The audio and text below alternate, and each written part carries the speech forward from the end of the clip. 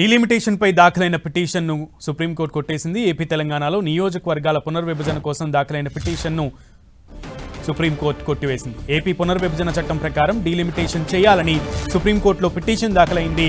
గతంలో వాదనలు ముగించి తీర్పునిచ్చింది.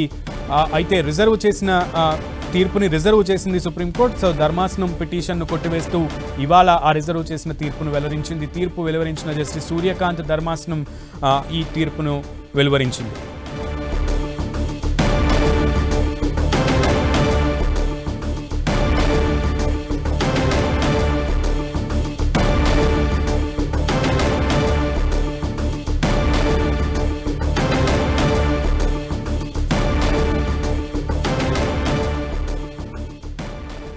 డీలిమిటేషన్ పై దాఖలైన పిటిషన్ సుప్రీంకోర్టు కొట్టివేసింది. పూర్తి సమాచారం మా ప్రతినిధి గోపిని అడిగి తెలుసుకుందాం. గోపి,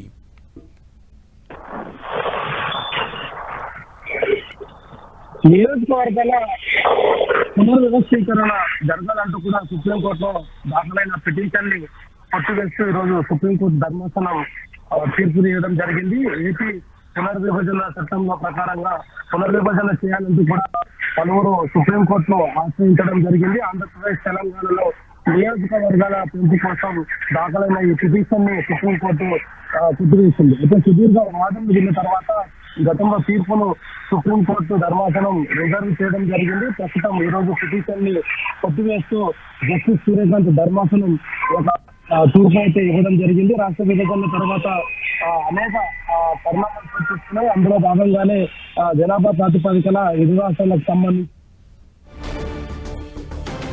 ఏపీ పునర్విభజన చట్టం ప్రకారం డీలిమిటేషన్ చేయాలని సుప్రీంకోర్టులో గతంలో పిటిషన్ వేశారు. అయితే వాదనలు ముగించిన తర్వాత తీర్పుని సుప్రీంకోర్టు రిజర్వ్ చేసింది.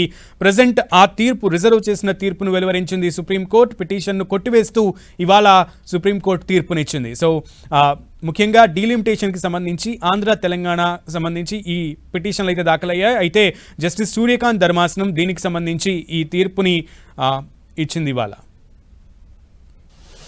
కంప్లీట్ డీటెయిల్స్ మా ప్రతినిధి గోపి అందిస్తారు. గోపి, కంటిన్యూ. గోపి, సునీల్, ఏదైతే తెలంగాణ ఆంధ్రప్రదేశ్ విడిపోయిన తర్వాత నియోజకవర్గాలను పెంచాలంటూ కూడా సుప్రీంకోర్టులో అనేక పిటిషన్లు కూడా దాఖలు అవ్వడం జరిగింది.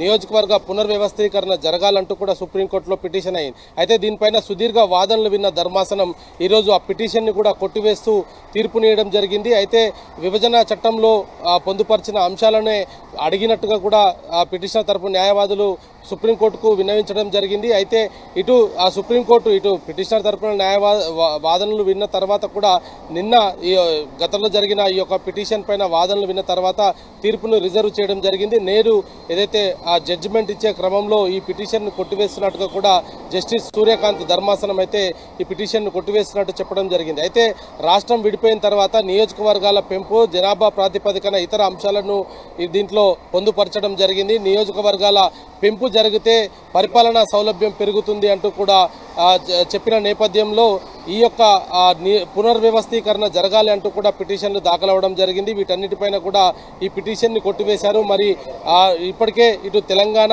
ఆంధ్రప్రదేశ్లో కూడా రానున్న రోజుల్లో నియోజకవర్గాల పెంపు తర్వాత చాలా మందికి కూడా అవకాశాలు వస్తాయంటూ కూడా కొంత ఆశపడ్డ పరిస్థితి అయితే ఉంది. ప్రస్తుతం సుప్రీంకోర్టు తీర్పుతోటి నియోజకవర్గ పునర్వ్యవస్థీకరణ అయితే లేదని చెప్పొచ్చు. సునీల్. ఓకే గోపి.